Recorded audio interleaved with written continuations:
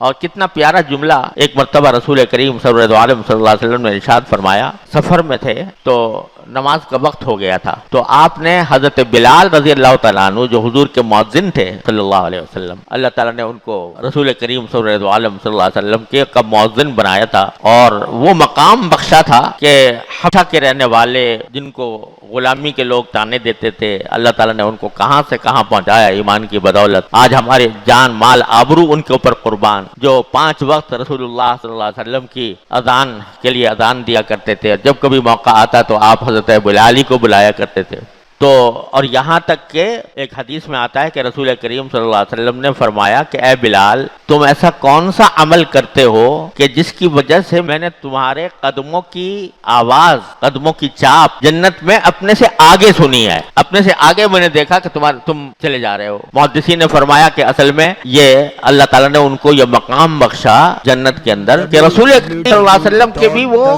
Pilot بن گئے کہ آگے جیسے ایک کسی بڑے کے ساتھ، کسی بڑے صاحب اقتدار کے ساتھ کوئی پائلٹ چلتا ہے جو آگے اس کے لیے راستہ صاف کرتا ہے، یہ مقام اللہ تعالیٰ نے حضرت بلال حبشی رضی اللہ تعالیٰ عنہ کو عطا فرمایا. تو ایک مرتبہ سفر میں رسول کریم صلی اللہ علیہ وسلم تشریف لے جا رہے تھے تو نماز کا وقت ہو گیا، تو ایک جملہ ارشاد فرمایا کہ ارحنا بالصلاۃ یا بلال، ارحنا بالصلاۃ یا بلال، اے بلال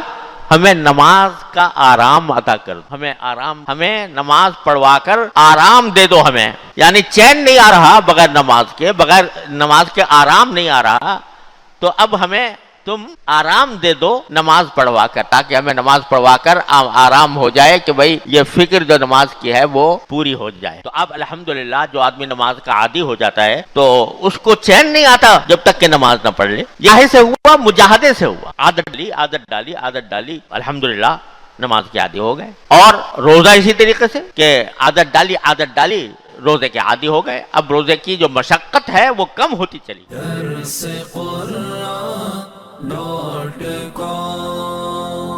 www.darsequran.com